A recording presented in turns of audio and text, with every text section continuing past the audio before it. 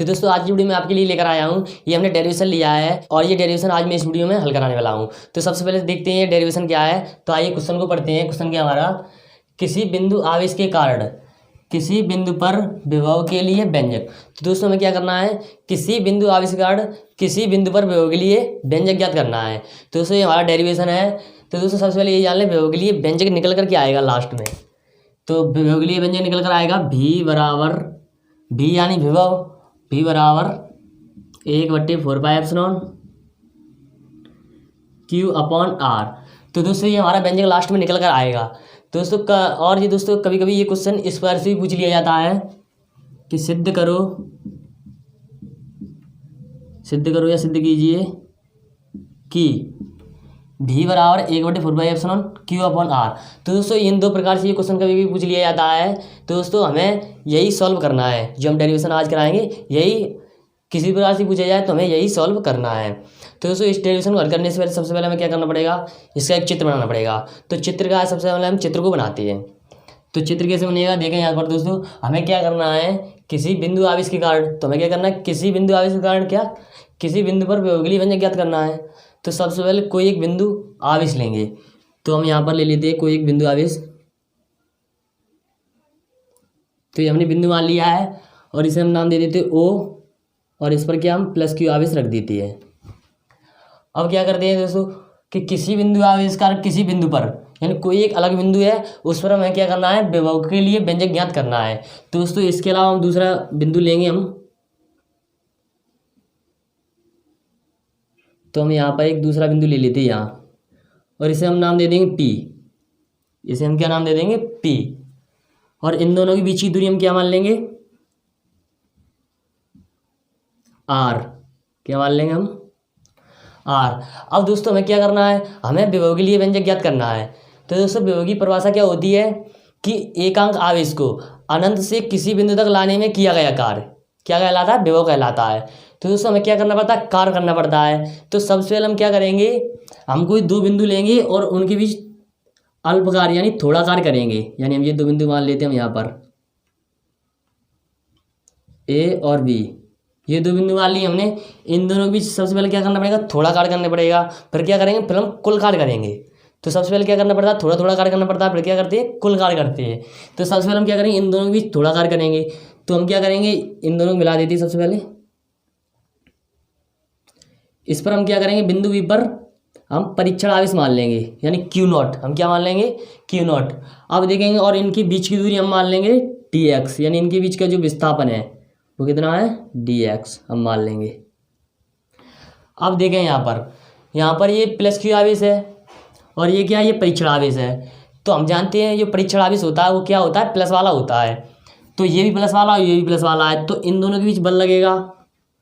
तो ये क्या होंगे, एक दूसरे से दूर भागेंगे यानी उधर की ओर भागेगा। क्या होगा, परीक्षण आवेश उधर भागेगा। तो बल किधर लगेगा, इधर बल लगेगा। तो दोस्तों अब ये हमारा चित्र बन चुका है। और दोस्तों हम क्या करेंगे, इस O से B तक की दूरी हम मान लेंगे x। टोटल दूरी कितनी मान लेंगे इस O से B तक की, x। तो दोस्तों अब हमारा ये चित्र कंप्लीट हो चुका है। अब दोस्तों हमें क्या करना होता है, चित्र बनाने के बाद हमें इस चित्र में जो जो किया था यानी इसको बनाने में जो जो काम किया वो सभी इसमें लिखना होता है। तो उसको कैसे लिखेंगे, देखें यहाँ पर हम सबसे पहले लिखेंगे कि माना O एक बिंदु है जिस पर क्या +Q आवेश लगा है तथा इससे R दूरी पर एक बिंदु क्या है, P है। इस बिंदु पर हमें क्या करना है, विभव ज्ञात करना है। और क्या लिखेंगे दोस्तों, R दूरी पर क्या है, एक बिंदु P है जिस पर हमें विभव ज्ञात करना है या विभव के लिए व्यंजक ज्ञात करना है। और फिर क्या लिखेंगे, तथा बिंदु O से x दूरी पर एक बिंदु B है जिस पर क्या रखा है, परीक्षण आवेश रखा है। अब परीक्षण आवेश रखा है, बस इतना लिखने के बाद अब क्या करेंगे हम, तब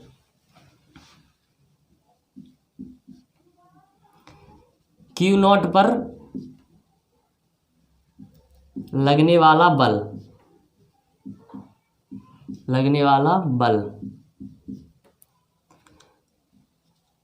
कूलॉम के नियम से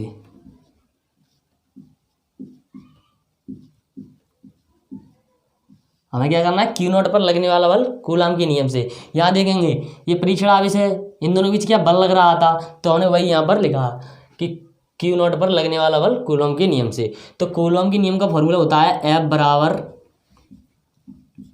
1/4 Q into Q not upon x वर्ग। यहाँ देखें इन दोनों के बीच बल लग रहा है, तो इन दोनों के बीच की दूरी हमने रख दी है यहाँ पर एक्स वर्ग। इसको हम मान लेंगे समीकरण 1। अब दोस्तों क्या करेंगे, अब हम यहाँ पर देखेंगे, यहाँ पर क्यू नॉट को बिंदु बी से ए तक लाने में कितना कार्य किया जा रहा है, अल्प कार्य किया जा रहा है, यानी थोड़ा कार्य किया जा रहा है। तो हम क्या लिखेंगे यहाँ पर, अगली स्टेप में क्या लिखेंगे, क्यू नॉट को बिंदु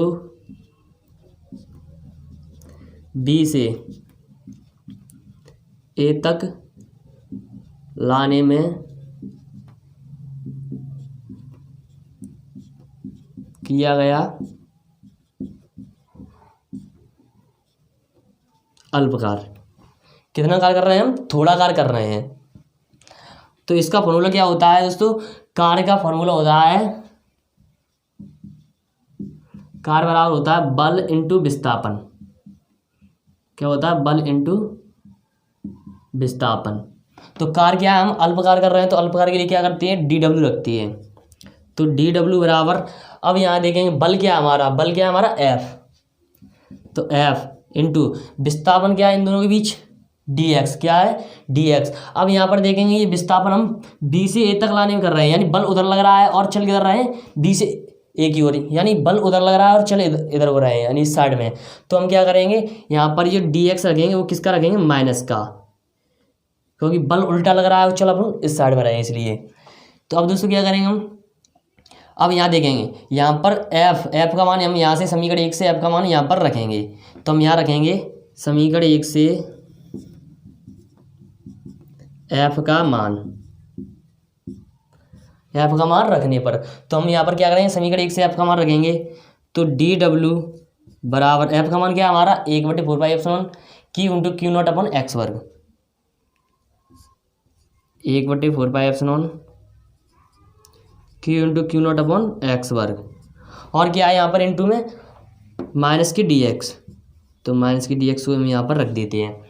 अब दोस्तों यहाँ पर देखें, हमने यहाँ पर क्यू नॉट को बिंदु बी से ए तक लाने में किया गया कार्य, यानी अल्प कार्य। हमने कितना कार्य किया है, अल्प कार्य किया है। यहाँ पर क्यू नॉट को बिंदु बी से ए तक लाने में कितना कार्य किया है, अल्प कार्य। अब हमें क्या करना है, कुल कार्य करना है। क्या करना है, कुल कार्य। तो अब हम क्या करेंगे, विभव की परिभाषा क्या कहती है दोस्तों, कि एकांक आवेश को अनंत से किसी बिंदु तक लाने में किया गया कार्य क्या कहलाता है, विभव कहलाता है। तो हम कुल कार्य करने के लिए क्या करेंगे, अब हम यानी परीक्षण आवेश है, इसको हम कहाँ से लेकर आएंगे, अनंत से लेकर आएंगे।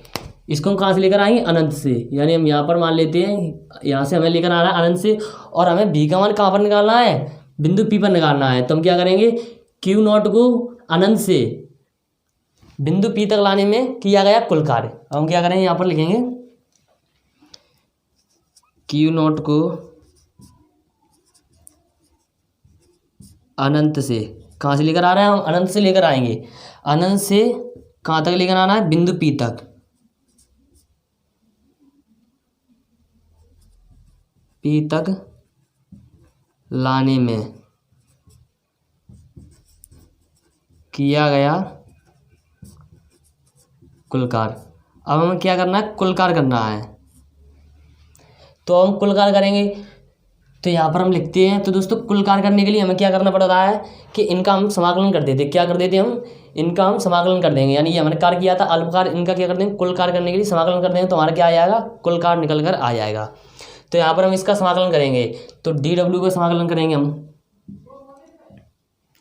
बराबर, और किसका समाकलन करेंगे, इसका करेंगे। तो 1/4 Q into Q not upon x वर्ग, और क्या यहाँ पर dx है। तो यहाँ से हम माइनस को हटा देते हैं, यहाँ लगा देते हैं, और यहाँ क्या रख देंगे, हम dx रख देंगे। अब हम क्या कर रहे हैं, इनका कुल कार्य कर रहे हैं।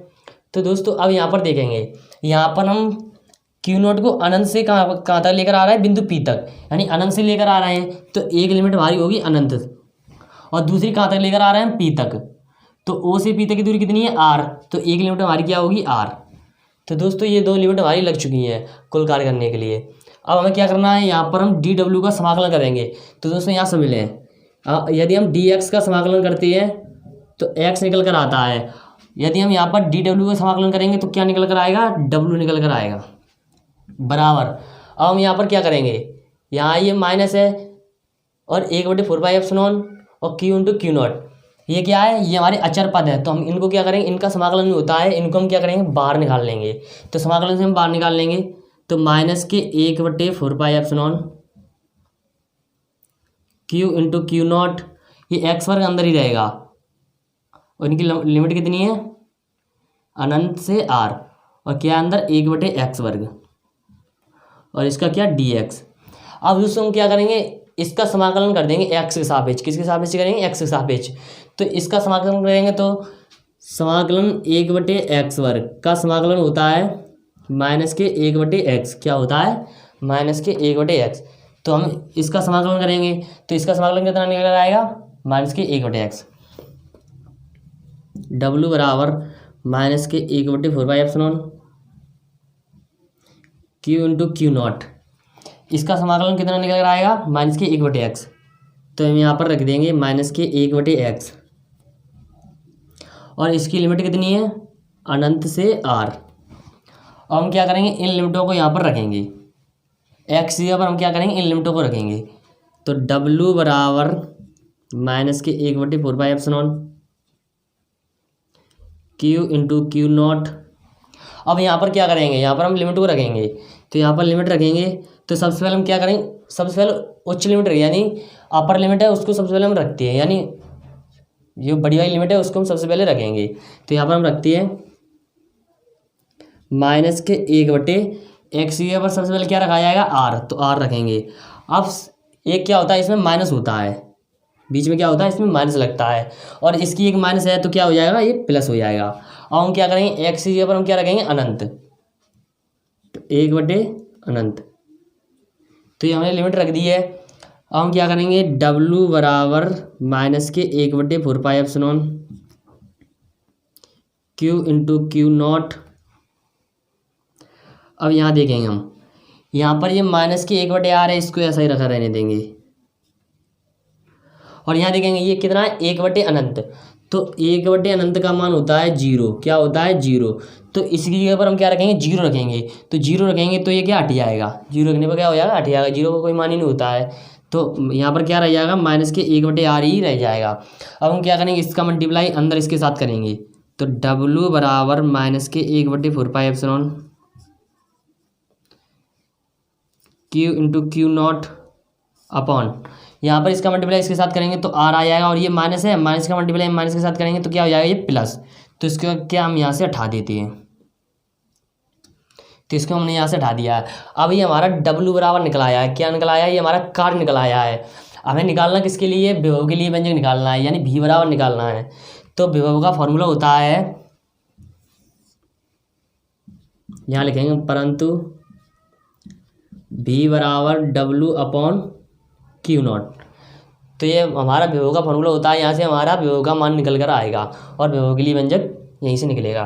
तो v बराबर यहाँ पर क्या है, w, तो w का मान रखेंगे, w का मान हमारा क्या है, 1/4πε q into Q not upon r। तो यहाँ पर रखते हैं हम 1/4πε q into Q not upon r।